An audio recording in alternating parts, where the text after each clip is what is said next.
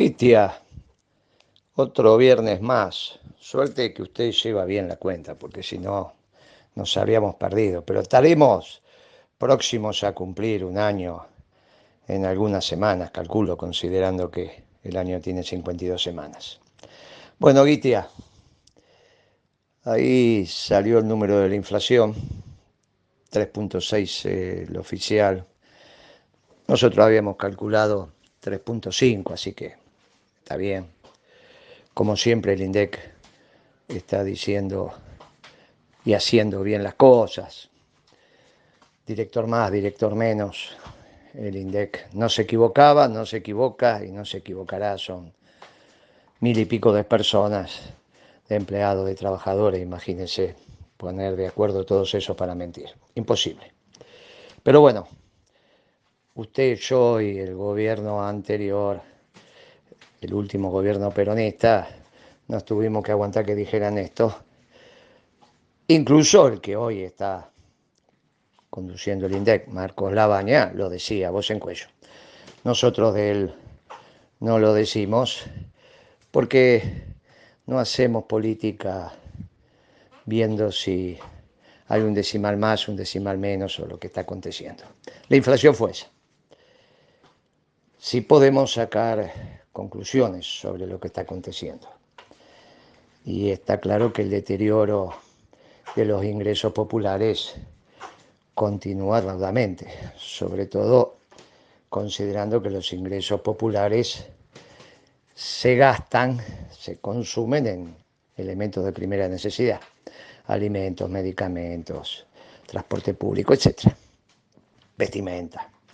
Tenemos un lío y el deterioro de los sectores de ingresos bajos, porque hoy los ingresos populares son todos bajos, es una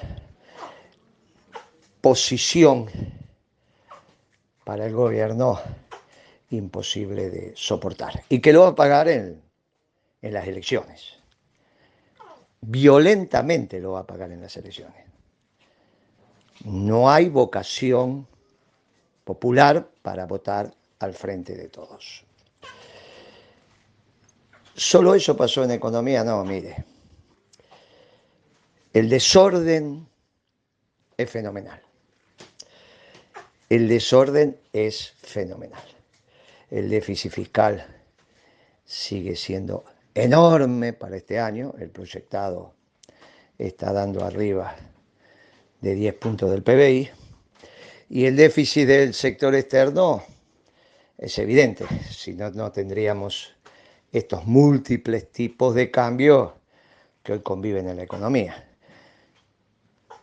No hay que hacer muchos números. Mire, cuando el país crecía a tasas chinas en nuestro gobierno, estaban los $2. El negro, el blue y el oficial. Pero ¿cómo va a haber blue? Y sí, si hay un 40% de economía negra, los medios de pago de esa economía negra, sean pesos, sean dólares, también son negros. Entonces había un valor del blue, más o menos 10%, el valor del oficial. ¿Por qué más o menos 10%? ¿Por qué mitad de IVA para cada uno? Mitad de IVA para el que compra, mitad de IVA para el que vende, depende de qué lugar esté posicionado y quién tenga más capacidad de negociación. Y entonces crecíamos a tasa china. Y ahora es imposible, porque o hicimos bien las cosas antes o hacemos bien las cosas ahora. No, pero Moreno, ¿cómo vamos a estar haciendo bien las cosas ahora si no crecemos? Bueno, es obvio. Entonces hicimos bien las cosas antes y lo que hay que hacer es repetir lo que hicimos bien antes. Incluso arreglar con el Fondo Monetario Internacional. Nosotros no nos peleamos con el Fondo Monetario Internacional, nosotros le pagamos hasta el último dólar que le debíamos. Nosotros le pagamos al Fondo Monetario hasta el último dólar que le debíamos. Dijimos que hay que arreglar con el Fondo Monetario Internacional. Sí, hay que arreglar con el Fondo Monetario Internacional. Y si no se arregla, y no tienen idea de lo que hacen.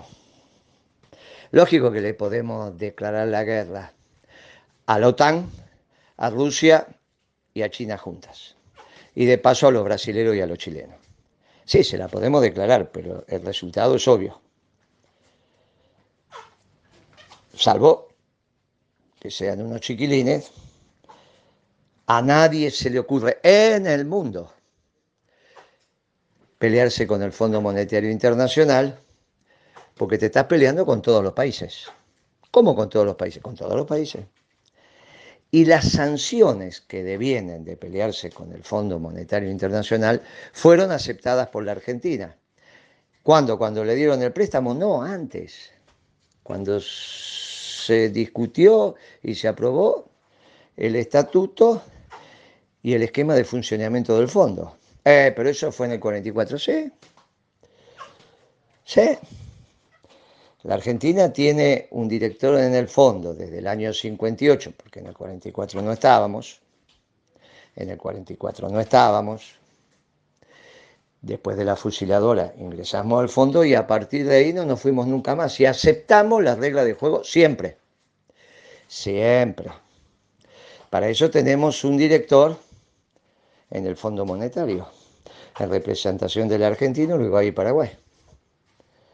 Y entonces está escrito. Si no le pagas al fondo, ahí están las consecuencias. Mire, si se quiere amargar el fin de semana, las lee. Y si no, piense que son tremendas. Y entonces en el gobierno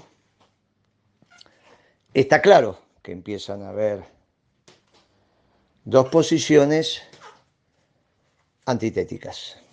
Los acuerdistas y los no acuerdistas. Entonces los acuerdistas tienen razón.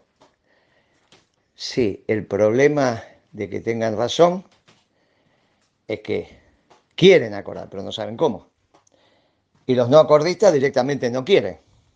¿Pero cómo? Entonces, los no acordistas dejémoslo de lado. Usted póngale nombre y apellido a quienes son los no acuerdistas dentro del fondo. Y los acuerdistas que tienen voluntad de acordar tienen que escribir un documento donde lo primero que hay que saber es cuánto es la facturación anual de la Argentina en dólares. ¿Pero qué dólar, Moreno? Si hay un montón de tipos de cambio distintos y ese es el problema. Al no hacer lo que hay que hacer, tenemos tantos tipos de cambio que no sabemos lo que facturamos en dólares. Y entonces, aunque los acuerdistas tengan voluntad de acordar, después hay que saber cómo hacerlo. Y entonces están en un lío bárbaro. En un lío que va a ir tensionando otra área del gobierno que tiene que ver con el espacio económico. No solo el ministerio, sino el Banco Central. Usted dice que lo de justicia, lo que pasó en salud, lo que no son problemas personales. No, mire, Guiti. Son reflexiones distintas alrededor de, en este caso, el hecho económico. Y el presidente, el presidente que se va dando cuenta que de esto no sabe, no es que tiene sus criterios, no sabe, lo van aprisionando de ambos sectores y va a tener que laudar, como hizo en salud, como hizo en justicia, como hizo en vivienda. Y entonces vamos atravesando estas semanas. Y todo esto se refleja en el hecho político. Sí. Y en el hecho político, el Frente de Todos va perdiendo las elecciones. Y el tema es quién la tiene que ganar. Y la tiene que ganar el peronismo, que no es el Frente de Todos. Y tampoco es Cambiemos. ¿Y cómo hacemos? Y hay que organizar el espacio peronista, sobre todo en la provincia de Buenos Aires. A eso nos estamos dedicando. Y para eso construimos nuestra herramienta electoral, Principios y Valores, que junto con otras herramientas electorales armarán un frente electoral bien peronista y saldremos a discutirle a Cambiemos quién gana las elecciones. Se olvidó del Frente de Todos. No, no. Frente de Todos pierde las elecciones. Vamos a discutir desde el peronismo a Cambiemos quién gana las elecciones en la provincia de Buenos Aires. Itia, hasta la próxima. Beatriz Paglieri, en el recorrido que hace a través de las políticas y la gestión de la década ganada, en su columna de hoy va a retomar el tema del correo argentino, tema que automáticamente nos remite al expresidente de la Nación, Macri. Escuchémosla. Hoy, 12 de marzo del 2021, otra vez viernes, otra vez en la hora de Moreno, hora en la que continuaremos el análisis con relación a las políticas aplicadas y el formato de gestión que hubo para defensa del modelo. Moreno siempre afirma que el peronismo toma las decisiones mirando siempre a la sociedad de abajo hacia arriba. Y hace honor al compañero Facundo Cabral, que con claridad meridiana nos decía: vuele bajo, porque abajo está la verdad. Esa actitud doctrinaria estuvo presente en la gestión de Moreno para conducir y cambiar el paradigma de los 90 al hacerse cargo de la recuperación del correo. Relata Moreno que luego de que Néstor Kirchner le entregara el decreto de rescisión del contrato por el correo argentino,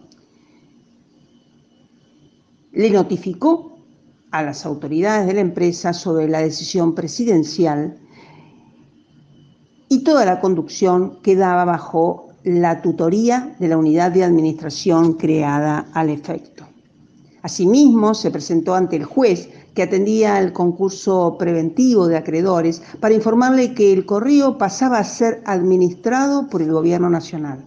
Y de inmediato, junto a los dirigentes sindicales, convocó a una asamblea a los trabajadores para explicar los motivos del cambio y la futura situación.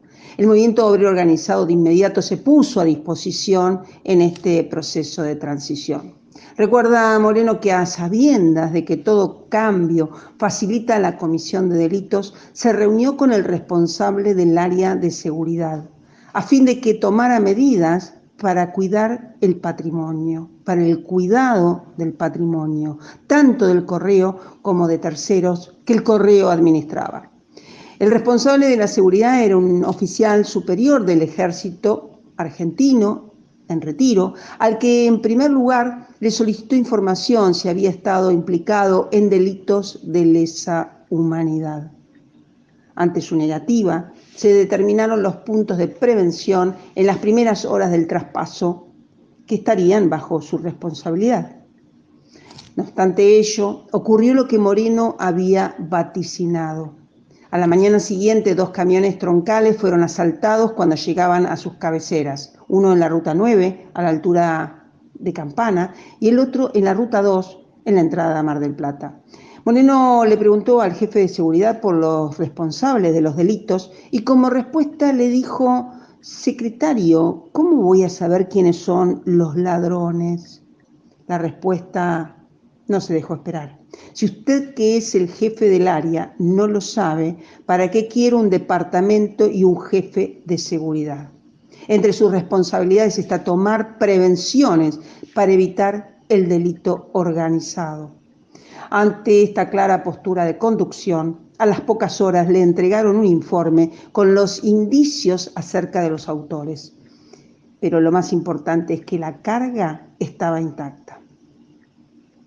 Durante la gestión de Moreno no hubo más incidentes de esta naturaleza.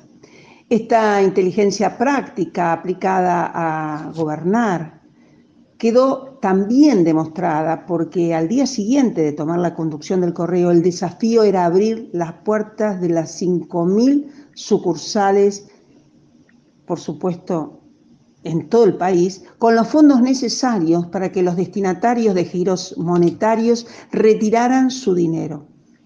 Dice Moreno, no se contaba con una partida presupuestaria como para zanjar el inconveniente si surgía.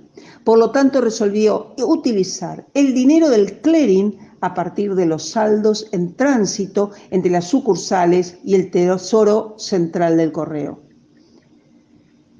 Moreno relata muchos acontecimientos, pero registremos que todos ocurrieron en menos de 24 horas. El mismo 19 de noviembre, a las 9 de la noche, a la mañana temprano, Kirchner, como dijimos, le había entregado el decreto, convocó a toda la estructura gerencial a la Secretaría de Comunicaciones, con el fin de darles libertad de elegir si querían acompañar o no a la nueva gestión. Sin duda tomó riesgos porque esa estructura respondía a la empresa Casa, Correo Argentino Sociedad Anónima de Macri, pero tomó la decisión política de que el personal jerárquico continuara en sus funciones.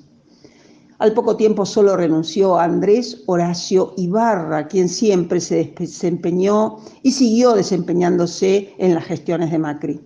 Fue el único. El resto garantizaron el buen funcionamiento del correo en manos del sector público. Con conducción, al día siguiente el correo abrió con total normalidad. Cada gerente de sucursal quedó a cargo del patrimonio y de la operatoria bajo responsabilidad penal. Este acto dejaba atrás la ideología de los años 90. Fue la primera reversión de un servicio público concesionado que nuevamente pasó a manos del Estado. Considero que este relato nos permite socializar el conocimiento aplicado por Moreno en la gestión pública. Como secretario de Comunicaciones del gobierno de Néstor Kirchner, construyó comunidad entre la empresa y los trabajadores. Puso en valor una empresa para el interés general. Y asimismo nos permite poner en valor su actual discurso sobre seguridad, sobre mirar la sociedad de abajo hacia arriba, nos permite aseverar que lo hizo y lo hace desde el conocimiento, desde la experiencia de la convicción y fundamentalmente desde la doctrina en defensa del modelo peronista. Los que quieran la doctrina